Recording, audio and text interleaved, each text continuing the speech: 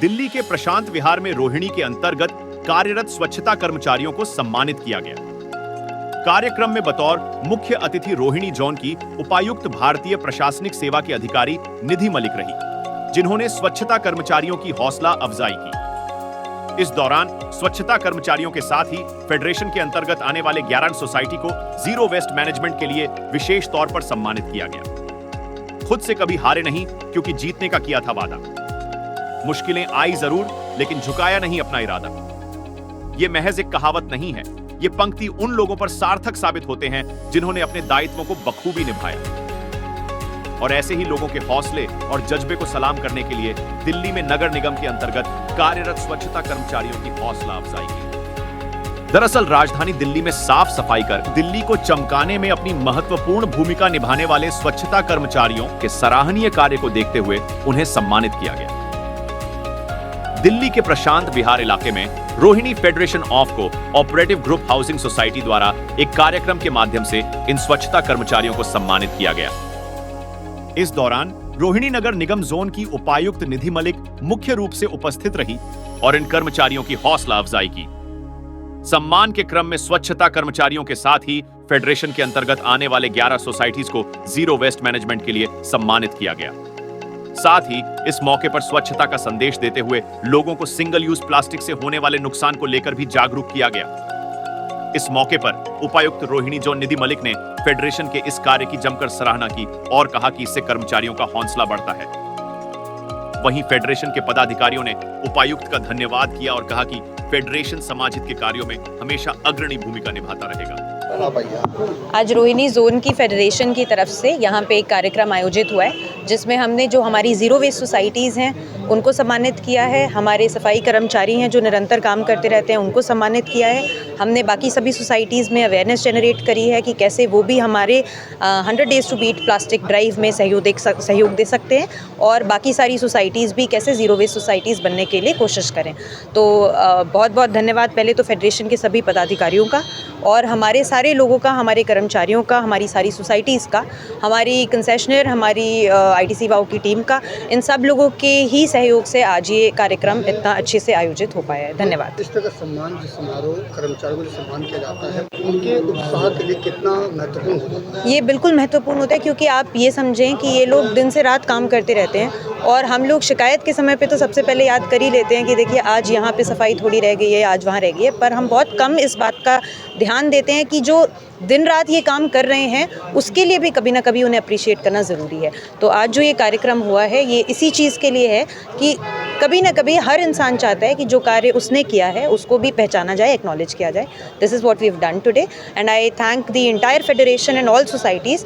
और इन्होंने हमेशा बहुत कोऑपरेट किया है, हमारे साथ कदम से कदम मिला के चले हैं और आगे भी मैं ऐसी अपेक्षा करती हूँ कि ये करते रहेंगे। धन्यवाद। Thank you. मैं पहले बता दूं कि रोहिणी फेडरेशन की 152 सोसाइटीज़ हैं और ये 152 सोसाइटी समय समय पर अपने जो भी कार्यक्रम है वो करती रहती हैं रोहिणी कोऑपरेटिव ग्रुप हाउसिंग की भलाई में। मतलब जहाँ उनकी कोई समस्याएं हैं उनको हल करते हैं और सोसाइटी से फीडबैक जो मिलता है उसमें आगे अधिकारियों तक ले जाकर उसका सॉल्यूशन कराते हैं। हम बार बार ऐसा करते रहे पर रोहिणी फेडरेशन के इतिहास में जो आज इस रोहिणी फेडरेशन के सभी पदाधिकारियों को जो खुशी हुई है उसका मैं समझता हूं कि कोई ठिकाना नहीं है। कोरोना योद्धा जो कोरोना काल के अंदर सारे लोग डूब के रहे, डरे थे, सहमे हुए थे, उस बीच में केवल स्वच्छता कर्मचारी ही एक ऐसे थे जिन्होंने अपनी जान की बाजी लगाकर हमारी सेवा की। उनका आज सम्मान समारोह हमारी तरफ से रोहिणी की फेडरेशन तरफ से कराया गया है और मैं पुनः उनका हार्दिक स्वागत करता हूं कि स्वच्छता कर्मियों, जहां भी आपको इस रोहिणी फेडरेशन की ज़रूरत हो, रोहिणी फेडरेशन 24/7 आपके सम्मान में तत्पर रहेगी।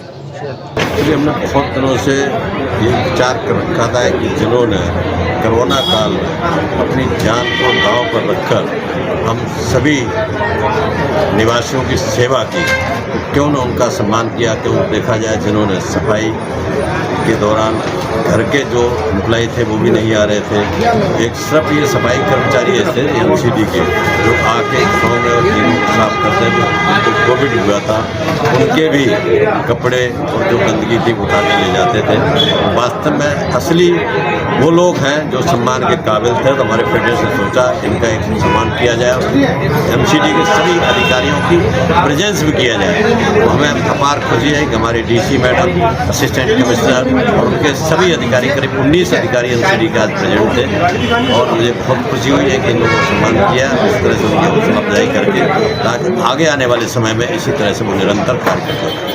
एक इस तरह के जो सफाई कर्मचारी लोगों के बीच में काम करते हैं और सामाजिक दायित्व जो आज आपने निभाया कितना महत्वपूर्ण है? देखिए साहब, हमारे देश के लोकप्रिय प्रधानमंत्री का भी सपना है स्वच्छ भारत अभियान चला रखा है और स्वच्छता से ही, क्यों हम इसको सफाई ने स्वच्छता कर्मचारी इनको कहते हैं, क्योंकि स्वच्छ रहकर ही हम अपने स्वास्थ्य को भी ठीक रख सकते हैं। जब स्वास्थ्य ठीक होगा हमारी सोच भी ठीक होगी और हम अच्छे डिसीजन लेके देश को भी बहुत ही ऊंचाइयों पर ले जा सकते हैं। मैं चिकित्सा 67 से कर रहा हूँ। ग्रेजुएट होने के बाद तुरंत 55 साल हो गए मुझे चिकित्सा करते हुए और फिर कॉलेजों में पढ़ाता भी रहा हूँ और 15 साल मूलचंद हॉस्पिटल में रहा हूँ। तो तब से मैं नाड़ी का, हमारे गुरु देखते थे, तब से नाड़ी का उन्होंने सिखाया। तो नाड़ी में 2 बातें होती है नाड़ी में, कि एक तो आपको आयुर्वेद का ज्ञान होना चाहिए और दूसरा हमारे यहाँ जो लक्षण बताए हैं ना निदान के, वो ज्ञान हो तब होता है। दूसरा हमारे एक जो और प्रकृति है, प्रकृति आदमी की देखनी पड़ती है। दोष, देश, काल, प्रकृति, आहार, सत्व, सात्व, ये सारी चीज़ें ज्ञान हो तब नाड़ी का ज्ञान होता है। तो नाड़ी के ज्ञान में ये है कि थोड़ा सा इंट्यूशन भी होनी चाहिए, आदमी को लालची भी नहीं होना चाहिए, तब वो नहीं तो नहीं आएगी नाड़ी। आप मनो योग से करेंगे ना तो ज्ञान हो जाएगा। दूसरा, बालक की अलग है, स्त्री की अलग है, युवा की अलग है, वृद्ध की अलग होती है। वो भी ज्ञान होगा तब नाड़ी आप पकड़ सकते हैं, नहीं तो नाड़ी का ज्ञान नहीं होता। किस अवस्था में कौन सा रोग होता है, किस देश में कौन सा रोग होता है और किस काल में, जैसे सर्दी में, गर्मी में, बरसात में, इनका भी हमें ध्यान रखना पड़ता है। फिर उसका आहार कैसा है, किस सोसाइटी में रहता है, तो उस आहार के हिसाब से उसको कौन सा रोग हो सकता है और उसको क्या हमने बरदें। तो आज नाड़ी के लिए अच्छे वैद्य तैयार हो रहे हैं। हमारे एक राष्ट्रीय विद्यापीठ है, वो इंडिया के अब 93 वैद्यों को पकड़ा है ऐसे पूरे इंडिया में अलग अलग, उन पर 2-2 स्टूडेंट भेज रहे हैं कि भाई इनसे ये ज्ञान लो। तो गवर्नमेंट भी थोड़ा ध्यान दे रही है इधर। खासकर नाड़ी चिकित्सा बहुत पुरानी पद्धति है, लेकिन आजकल लोग इसे इतर कहीं और जाते हैं। वो इसलिए हुआ कि कहना तो नहीं चाहिए, लेकिन हमारा स्वास्थ्य मंत्री जो सबसे पहले बनी थी वो अमृत कौर बनी थी और वो थी MBBS। तो उन्होंने नेहरू जी से कह दिया भाई आयुर्वेदिक क्या करेंगे, इनको पढ़ा दो, एक साल इनको ही पढ़ा दो। तो उन्होंने कहा था कि भाई ये पुरानी पैथी है और 5,500 साल पुरानी है, तो इसमें जो ज्ञान है वो आपको सब जगह है। अब आजकल मोटे अनाज की बात कर रहे हैं, आहार की कर रहे हैं। हमारे यहाँ चरक में एक ही श्लोक दिया है, उसमें कहा कि संतुलित भोजन कैसा होना चाहिए। उसमें प्रोटीन भी है, कार्बोहाइड्रेट भी है, तेल, घी वगैरह, वसा भी है, उसमें मिनरल भी है जैसे लवण वगैरह है, और ये सारे विटामिन्स भी है। उनका साग भी खाओ, मूंग की दाल खाओ, साली चावल ले, गेहूँ जो खाओ, और ये जो आ रहा है श्री अन्न कहते हैं, तो श्री अन्न का मतलब मोटा अनाज। मोटा अनाज क्या होता है कि वो जो ज्वार, बाजरा, मूंग, ये जैसे राजस्थान जैसी जगह में होते हैं तो बरसात में हो जाते हैं, इन्हें खाद देनी नहीं पड़ती, पानी नहीं देना पड़ता। और जो ये गेहूँ और चावल जो हो रहा है ना, इसमें आजकल यूरिया बहुत दे रहे हैं। इसमें हाँ, मोटा अनाज स्वास्थ्य को ठीक रखता है। और ये संकर मूंग के बजाय वो मूंग लेंगे, छोटा तो होता है लेकिन वो पाचक ज़्यादा है, इसमें थोड़ा यूरिया ज़्यादा है। तो हम ये चाहते हैं कि समाज में अब जो पार्टियां हो रही है उसमें दही ज़्यादा रात में खाया जाता है, और आयुर्वेद का तो दही ज़्यादा खाओगे, पाचन नहीं होगा तो उससे शुगर हो जाएगी। तो दही और चावल 2 शुगर का कारण है।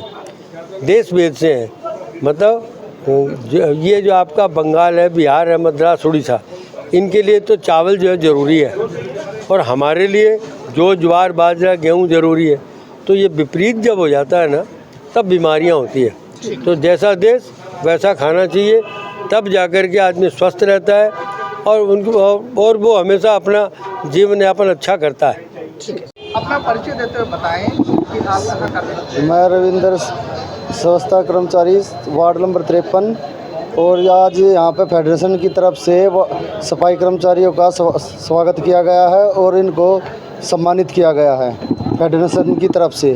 और कोरोना काल में एमसीडी के स्वच्छता कर्मचारी सफाई विभाग सबसे आगे थे और सफाई सैनिक कोरोना काल में सबसे आगे रहे। और कितनी खुशी है आप लोगों को इस तरह का जो सम्मान मिल रहा है, कितना उत्साह बढ़ रहा है? आज ही सम्मानित को देखकर बहुत ज़्यादा खुशी हुई है और हमारे कर्मचारियों को बहुत ज़्यादा सम्मानित किया गया है। इस बात के लिए हमें बहुत ज़्यादा खुशी हुई है। एक बार अपना नाम बताएं। आरती। आरती जी, आज आपको यहाँ पे सम्मानित किया गया है, तमाम एमसीडी कर्मचारियों को, क्या कहेंगे? जी हमें बहुत अच्छा लगा यहाँ पे आके और बहुत खुशी हुई। इतना आगे काम करने की प्रेरणा, अच्छी प्रेरणा मिलेगी, आगे भी मन करेगा हमारा और ज़्यादा काम करने का। गौरतलब है कि इस तरह के कार्यक्रम के माध्यम से समाज के अंतिम पंक्ति में मौजूद लोगों को भी समाज हित के कार्य करने की प्रेरणा देते हैं। लिहाजा जरूरी है कि इस तरह के कार्यक्रम लगातार आयोजित किए जाते रहे ताकि समाज में अन्य लोगों को भी प्रेरणा मिल सके। हमसे जुड़े रहने के लिए हमारे YouTube चैनल को सब्सक्राइब करें और नई वीडियो की नोटिफिकेशन के लिए बेल आइकॉन को दबाएं। अगर आप ये वीडियो Facebook पर देख रहे हैं तो लाइक जरूर करें और ज्यादा से ज्यादा शेयर करें। धन्यवाद।